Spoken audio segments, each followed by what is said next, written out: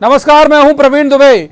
तो अब से ठीक 24 घंटे बाद 24 सीटों पर हुई हार जीत बताएगी कि 230 विधानसभा सीटों वाले मध्य प्रदेश में अगले 3 साल सत्ता की चाबी किसके हाथ रहेगी। इस प्रदेश के इतिहास में पहली बार उपचुनाव के नतीजे तय करेंगे कि किसकी बनेगी सरकार। शिवराज सत्ता में बने रहेंगे या कमलनाथ सरकार में वापसी करेंगे। 16 साल में एमपी ने 30 विधानसभा सीटों पर उपचुनाव देखे, जिनमें 19 सीटों पर बीजेपी को जीत मिली। आंकड़े याद करके रखने लायक हैं दरअसल। तो इस वक्त जो मतदाता मुस्कुराकर हर तरफ से किए जा रहे जीत के दावे सुन रहा है, 28 सीटों के उस मतदाता ने 355 उम्मीदवारों ही नहीं, इस प्रदेश के दिग्गज राजनेताओं की सियासी पारी भी तय कर दी है। एमपी में 8 महीने पहले सियासी थे फैसले, अब उन पर जनता की मोहर लग चुकी है। कल सुबह 7 बजे से आने वाले चुनाव के रुझान और नतीजे केवल सियासी दल की जीत नहीं लिखेंगे। ये नतीजे ज्योतिरादित्य सिंधिया के कांग्रेस छोड़ देने के फैसले पर वोटर की राय बताएंगे। ये नतीजे तय करेंगे कि अब आगे सिंधिया का कद बीजेपी में क्या रहने वाला।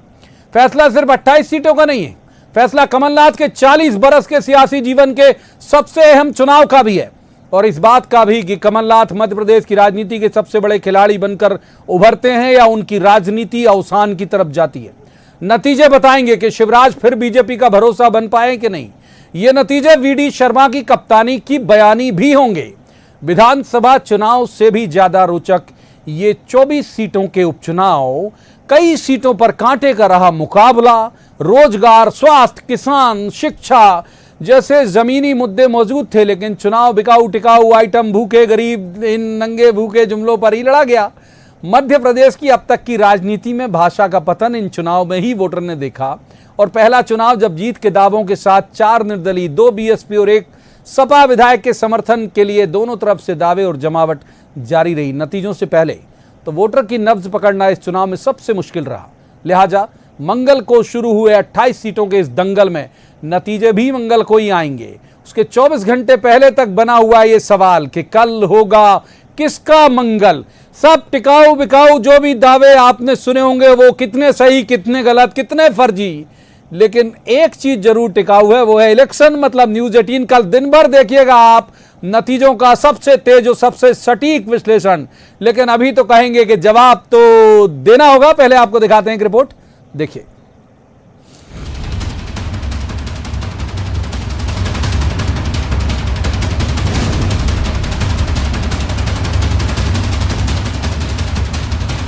सरकार बीजेपी की बनेगी। इनका बहुत विरोध है, कांग्रेस बिल्कुल आएगी पूरे जिले के अंदर। फिर से सरकार तो ऐसा लग रहा है कि बीजेपी की ही बनेगी। 2 बीजेपी को मिलने वाली सीटें, 2 कांग्रेस को तो 1 बीएसपी को भी मिलेगी।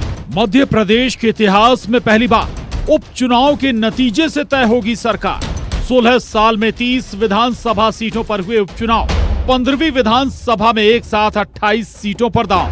वहाँ कांग्रेस विजयी होगी और अच्छे वोटों से विजय होगी। बीजेपी ही शायद सरकार बनाएगी, और जो भी सरकार रहे स्थिर रहे और मध्य प्रदेश को आगे बढ़ाती रहे। 30 सीटों के उपचुनाव में अब तक 19 सीटों पर बीजेपी जीती।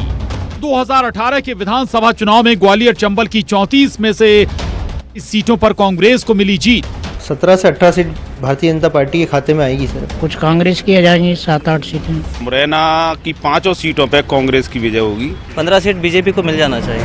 28 सीटों के 63,67,751 मतदाता लिखेंगे मध्य प्रदेश के भविष्य की नई इबारत। 355 उम्मीदवारों का ही नहीं, कई राजनेताओं का भविष्य तय करेगा ये चुनाव। आपको कोई संदेह लग रहा है क्या? भारतीय जनता पार्टी शानदार सफलता प्राप्त करेगी। सिंधिया जी ब्लेम करेंगे बीजेपी को कि उन्होंने उनको हरवा दिया, और बीजेपी कहेगी सिंधिया जी के कारण हम हार गए। ये रिकॉर्डिंग रख लीजिएगा, 11 को आप चलाइएगा। ज्योतिरादित्य सिंधिया के कांग्रेस छोड़ देने का फैसला सही था या गलत, नतीजे तय करेंगे। बीजेपी में सिंधिया का कद अब क्या होगा। तो कल ये मुझे लगता है कि बीजेपी का ज्यादा रहने वाला है, क्योंकि ये सिंधिया का गढ़ माना जाता है। 18 सीटों में बीजेपी जीत सकती है अपनी, लगभग 10 सीटों में कांग्रेस जा सकती है। कमलनाथ का 40 वर्ष का राजनीतिक जीवन, ये सबसे अहम चुनाव। कमलनाथ की राजनीतिक पारी का नया उदय होगा या अवसान। बीजेपी की सीटें ज्यादा आ सकती हैं, 15-16 से। हमको ये लग रहा है सबको बीजेपी की आएंगी 20 सीट और कांग्रेस की 8 सीट। और एक आध दो सीटों पे अन्य सीट जा सकती हैं। क्या बीजेपी का भरोसा बने रह पाएंगे शिवराज? वीडी शर्मा की कप्तानी का भी बड़ा इम्तिहान।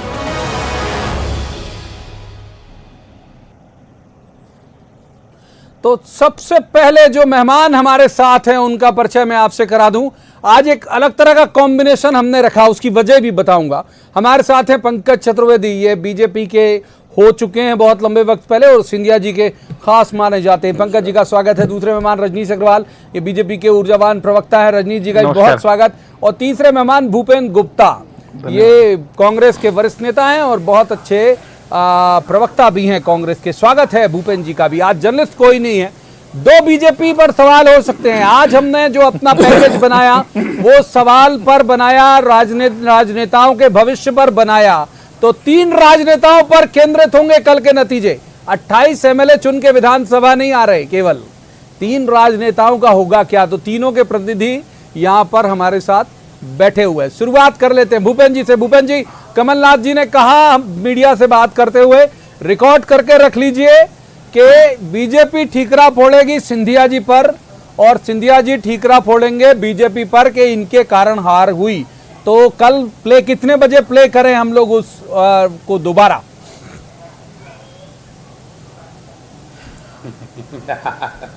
आप 4 बजे प्ले कर दीजिए और 4 बजे जो है ये आप खुद ही स्पष्ट हो जाएगा। ये खुद ही कहने लगेंगे कि ठीक बात है, इसमें कोई शंका की बात ही नहीं है। और ये जो चुनाव है, ये सबसे बड़ा फैसला ये करने वाला है, वो ये फैसला करने वाला है कि सिंधिया जी ने अपने जीवन की सबसे बड़ी भूल की। और ये महसूस उनका पूरा कैडर भी करेगा जो उनके साथ गया था, और सिंधिया जी भी करेंगे, क्योंकि इसमें जो है मामा का तो वो फायदा हो रहा है कि वो 7 महीने की उन्होंने जो है सीएम गिरी कर ली और जो कुछ भी उन्हें खेल करना था वो खेल कर लिए।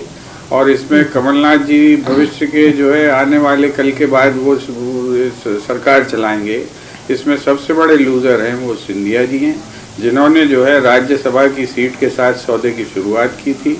और वो सीट जो कांग्रेस को मिलने वाली थी राज्यसभा की, वो सीट भाजपा की गोदी में उन्होंने डाल के इसकी शुरुआत की। और इसका उन्हें जो है नुकसान बहुत हद तक जो है उनकी जो प्रतिष्ठा है उनके परिवार की थी, उसके नुकसान के रूप में हुई है। और आज जो है वहाँ पूरा चंबल क्षेत्र में लोग उनसे तू तड़ाक से बात करने लगे जो घड़ी खम्मा करते थे। ये उनका एक बहुत ही बड़ा दिखाई देने वाला सिग्निफिकेंट नुकसान है जो उनने कर लिया है। तो ये जो आप 3 नेताओं की जो कुंडली बना रहे थे, उसमें एक कुंडली तो फेल हो चुकी है, ये आप लिख सकते हैं। और ये उनने खुद ही की है अपना नुकसान, इसमें कोई दूसरा आदमी शामिल नहीं। इसीलिए पंकज चतुर्वेदी आज हमारे साथ बैठे हुए, सिंधिया जी की बहुत करीबी माने जाते हैं ये। तो पंकज जी, आप सुन रहे होंगे भूपेंद्र जी को। इस चुनाव में उनका ये आकलन है कि न नुकसान कमलनाथ जी का है, न नुकसान मम्मा कहा उन्होंने शिवराज जी का है, नुकसान वो सबसे ज्यादा सिंधिया जी का देख रहे हैं। जवाब दीजिए आप। देखिए प्रवीण जी, आपने खुद ही स्पष्ट किया कि मैं अब भारतीय जनता पार्टी का कार्यकर्ता हूं एक लंबे समय से, और जहां भी अवसर मिलता है भारतीय जनता पार्टी पक्ष की ओर से बात रखने का प्रयास करता हूं मैं। लेकिन आपकी आज की शो का आइडिया डिफरेंट था। तो मैं जो कमलनाथ जी ने कहा, जिसको भूपेंद्र जी ने कहा कि उसको 4 बजे चलाइएगा, तो उसमें दोष कमलनाथ जी का नहीं है प्रवीण जी। कमलनाथ जी जिस प्रकार की राजनीति करते हैं, जिस पार्टी में कमलनाथ जी हैं, उस पार्टी में इसी प्रकार की क्रिया प्रक्रियाएं होती हैं कि वहाँ खेमेबाजी, गुटबाजी, खानेबाजी सब होती है। भारतीय जनता पार्टी में ये प्रक्रिया और पद्धति नहीं है। और प्रवीण जी, प्रतिष्ठा किसकी दाव पर है मध्य प्रदेश में? कमलनाथ जी की प्रतिष्ठा दाव पर है, जो ये कहते थे कि 2018 में सरकार उनकी वजह से बनी, कमलनाथ जी की वजह से बनी। इतने पॉपुलर नेता थे, मध्य प्रदेश से बाहर रहे आजीवन, प्रवासी राजनेता के तौर पर लोग उनको जानते थे। वो इतने पॉपुलर थे जिनको मध्य प्रदेश के हम 10 संभाग बोलेंगे। कमलनाथ जी प्रवीण जी चुनौती दे रहा हूं, पूछेंगे फोन पे 10 संभाग नहीं बता पाएंगे, जिलों की तो बात छोड़ दीजिए। तो उनकी प्रतिष्ठा दाव पर है, क्योंकि 27 सीटें प्रवीण जी कांग्रेस पार्टी के पास थी। हम आगर को तो छोड़ दीजिए, आगर भारतीय जनता पार्टी के पास थी, है और रहेगी। अब बची 27 सीटों में से कमलनाथ जी को यदि लगता है कि दोबारा मुख्यमंत्री बनने वाले हैं, और अभी कांग्रेस आरोप लगा रही थी कि शिवराज सिंह चौहान जी ने 7 महीने में सीएम बन के क्या किया क्या नहीं किया। अरे 15 महीने की आपकी सरकार थी कमलनाथ जी की, तब कुछ नहीं कर पाए कि कोई एक साक्ष्य प्रमाण कर पाते। समस्या प्रवीण जी कांग्रेस पार्टी के साथ क्या है? अब एक बार रजनीश जी का रुख कर लेते हैं। रजनीश जी का दरअसल हम आज इसे केक की तरह 3 हिस्से में बांटना चाहते थे इस डिबेट को, क्योंकि नतीजे के एक दिन पहले ज्यादा आरोप की तो गुंजाइश बचती नहीं। आरोप तो ईवीएम में कैद हो गया, आरोप का जो परिणाम है वो कैद हो गया। आज हम केक की तरह 3 हिस्से में काट के समझेंगे। 3 नेताओं को सामने रख के 3 प्रतिनिधि यहां बैठाले हुए। तो रजनीश अग्रवाल जो बीजेपी और बीडी शर्मा, शिवराज सिंह चौहान और बीडी शर्मा दोनों। बीडी शर्मा जी को कहते हैं अक्सर शिवराज जी अपनी रैलियों में कि लकी कैप्टन है ये, तो लकी कैप्टन कितने कारगर होंगे रजनीश अग्रवाल जी? और दूसरा, क्या शिवराज जी अभी भी जनता के बीच उतने ही ग्राह्य और अगर थोड़ा मीडिया की भाषा में कहूं तो उतना ही बिकाऊ चेहरा है कि पब्लिक हाथों हाथ खरीद लेती है उन्हें? जनता के बीच में टिकाऊ चेहरा और जनता के बीच में जिताऊ चेहरा, जनता के बीच में अपनाऊ चेहरा केवल शिवराज सिंह चौहान जी जिस प्रकार से हैं उस प्रकार से मीडिया के संस्थानों ने एग्जिट पोल में बता दिया। चाहे वो दिल्ली में बैठे संस्थान हो, चाहे मध्य प्रदेश के अखबार हो, उन्होंने जो सर्वे किया इंडिविजुअल लेवल्स पर भी कुछ लोगों ने किया है, जो सोशल मीडिया पर डाला है वो भी सामने है। तो ये ट्रेंड बताता है कि किस प्रकार से मध्य प्रदेश में शिवराज जी के नेतृत्व में भारतीय जनता पार्टी बड़ी जीत हासिल कर रही है। हम जो पंकज जी ने कहा 27-1 का मामला था, 27 पे कांग्रेस, 1 पे भाजपा। अब कांग्रेस को लाले पड़ रहे हैं, छटपटाहट है, क्योंकि राहुल कांग्रेस वर्सेज कमलनाथ कांग्रेस की जो टकराहट है वो 11 तारीख को आपको इनकी जो विधायक दल की बैठक है उसमें दिखाई पड़ेगी। उसमें इस्तीफा होगा कि नहीं होगा, उसमें सोनिया गांधी जी के नाम पर प्रस्ताव पड़ा जाएगा कि वो तय करेंगी या नहीं होगा। तो ये अब आने वाली 11 तारीख को आप परसों वो देखिएगा, वो मजेदार बात होगी, क्योंकि जिस प्रकार से केंद्रीय नेतृत्व का टेढ़ी नजर कमलनाथ जी पर है वो किसी से छिपी नहीं है और आप मीडिया के माध्यम से जनता भी जान रही है। कल केवल और केवल भारतीय जनता पार्टी की सरकार पर और मोहर लगने वाली है और शिवराज जी के नेतृत्व में सरकार पूरे अपना कार्यकाल करने वाली है। कहीं किसी को, किसी दूसरे को, भारतीय जनता पार्टी तो छोड़िए, किसी दूसरे को भी लेश मात्र संदेह नहीं है। नहीं, दूसरे में तो संदेह नहीं, हम तो तीनों के राजनीतिक भविष्य पर ही चर्चा कर रहे हैं और केवल एक तरह का कयासबाजी कर रहे हैं। अभी तो तय नहीं है कि नतीजे किस करवट बैठेंगे। एक बार भूपेंद्र जी का रुख फिर से कर लेते हैं। जी इसमें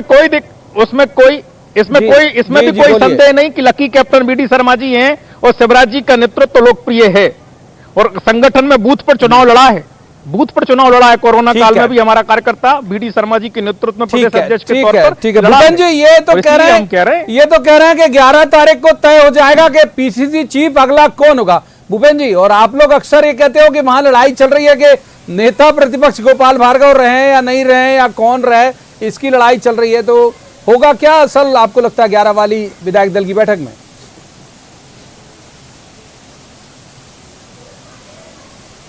देखिए, लावर बड़ा के दोंदा बुंदेलखंडी लोग बहुत शॉर्ट में बड़ी बातें और गहरी बातें कर देते हैं, वो इन पर लागू होती है। जिनके जो लकी कैप्टन है, जिस क्षेत्र में जो ये घमासान हो रहा है उसी क्षेत्र से भगाए गए हैं और उन्हें बुंदेलखंड ने शरण दी है।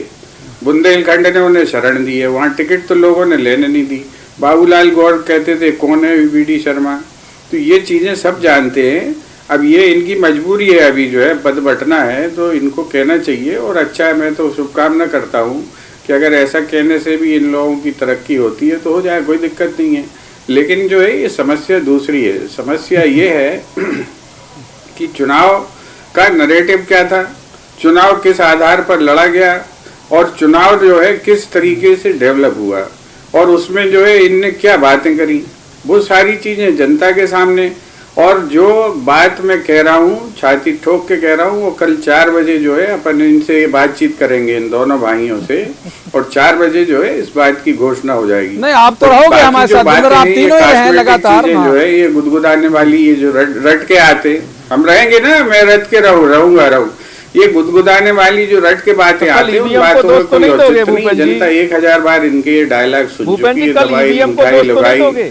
अरे भाई, हम तो अभी ये तो आप दोगे, अभी आप दोगे और आप जनता को समझते हो बाकी सब मूर्ख। ठीक है। और इसीलिए जो है आप अपनी जो है प्रतिष्ठा खोते जा रहे हो। मैं तुम्हें छोटा भाई समझता हूँ, इसलिए तुम्हें बता रहा हूँ ये तुम अपनी प्रतिष्ठा खोते जा रहे हो इस तरह की बातें करके। ये जो ही करते हो ना, इससे लोग तुम्हारे ऊपर हंसना शुरू कर चुके। सुन लीजिए, मैं स्पष्ट कह रहा हूँ, हम लोग कभी नहीं देते हैं। ये तुम्हारी जो है ये विवेकहीनता है कि तुम उसे ईवीएम समझते हो। हम कह रहे हैं कि आदमी जो है ईवीएम मशीन चुरा के ले गया, तुम चिल्लाने लगे ईवीएम चुरा के ले गया, आदमी पकड़ा गया। बिल्कुल नहीं कही, ये तुम्हारा झूठ है। बिल्कुल नहीं कही, बिल्कुल नहीं दी, तुम्हारा झूठ है, ये तुम्हारा झूठ है भाई। तुमने किताबें नहीं लिखी ईवीएम पर, तुमने किताबें ईवीएम पर की नहीं। सुब्रमण्यम स्वामी ने मुकदमे लड़े कि नहीं? कांग्रेस झूठ बोल रहे हो, तुम पागलों की तरह बात करते हो। परिभाषित नहीं करे। अरे मत समझाओ मुझे भाई। बार क्लैरिफिकेशन दे रहे हैं। सुब्रमण्यम स्वामी ने मुकदमे लड़े ईवीएम पर कि नहीं? शामिल कर आपको कि नहीं? अडवाणी चिल्लाते थे कि नहीं? किसको समझा रहे हो? आपको ज्यादा दे रहा हूँ। धोखा देना चाहते प्रदेश की जनता को। पंकज जी पंकज जी को शामिल करते हैं। अब पंकज जी, जो असल सिंधिया समर्थक एमएलए थे वो थे 19, अगर मैं गलत नहीं हूं तो। बाकी के कुछ लोग तो चलती गाड़ी में सवार हो गए बिना ये देखे कि ड्राइवर कौन है, क्योंकि उनकी नाराजगी मंत्री नहीं बन पाने से थी। बिसाऊ लाल जैसे हो गए, और भी हो गए, दल सिंह कंसाना हो गए, दत्ती गांव साहब हो गए। तो ये कुछ एक लोग ये है कि वो जो बाद में सवार हुए।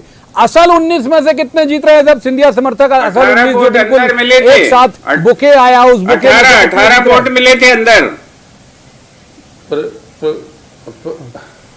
प्रवीण जी, मैं 2-3 चीजें स्पष्ट करना चाहता हूं। तो भूपेन्द्र जी के प्रति सम्मान के साथ कि व्यक्तिगत आक्षेप और टिप्पणी रजनी जी पर उचित नहीं है, और जिस प्रकार के शब्दों का प्रयोग भूपेन्द्र जी करते हैं वो मंच पर अच्छा नहीं लगता। और किसकी जगहसाई हो रही है, भूपेन्द्र जी यदि बाहर जाएंगे तो उनको पता चले, एक विषय। दूसरा, यदि मैं इस सारे मामले पर बातचीत करूं तो डे 1 से 10 मार्च आप जो है रिकॉर्डिंग सुना करिए, मैं रिकॉर्डिंग भी सुनता हूं वापस। अरे सुन तो लो भूपेन्द्र जी, गलत शब्दों का प्रयोग नहीं करता हूं। भूपेन्द्र जी सुन तो लीजिए। मैं कभी अरे सुन तो लो भूपेन्द्र जी, सुन तो लो भूपेन्द्र जी, सुन तो लो। जवाब देने में कभी नहीं रखता, कैश अरे भाई साहब मैं कैश में लौटाता हूँ। जवाब तो देना होगा। हाँ, रिटर्न हम भी, हम भी आप कैश देते हो, हम तो मोबाइल पे पेटीएम भी कर देते हो, उससे कैश देते हैं। भूपेन्द्र जी रिटर्न झेल नहीं पाओगे जी। अरे तो किसने आपसे कहा कि आपकी पार्टी गिर रही? कमलनाथ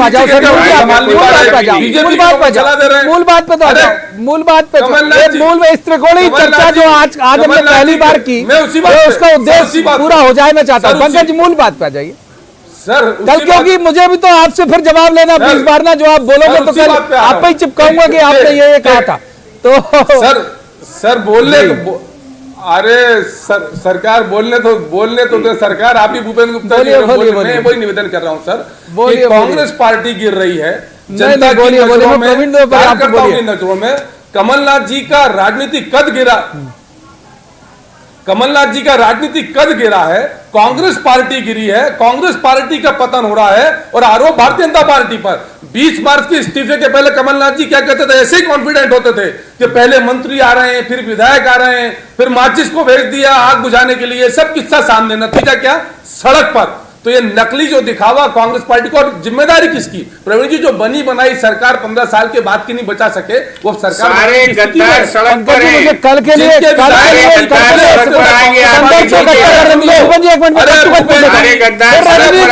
अब आरोप की गुंजाइश नहीं, चला गया। आपके 19 सिंधिया जी के 19 कितने आ रहे हैं विधानसभा? 19 में से कितने आएंगे विधानसभा? विधानसभा के रास्ते में 19 में से कितने आएंगे पंकज जी? भूपेन्द्र जी जवाब कट टू कट।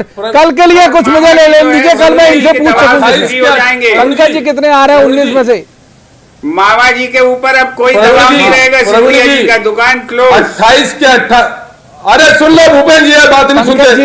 प्रवीण जी, ये क्या तरीका है तुम्हारे लिए? बात नहीं सुनते, ये कोई तरीका है प्रवीण जी डिबेट का? सारे गद्दार चुनाव हारेंगे। अरे आप बोलो, अरे तुम्हारी दिक्कत देखो, तुम्हारी दिक्कत देखो। मैं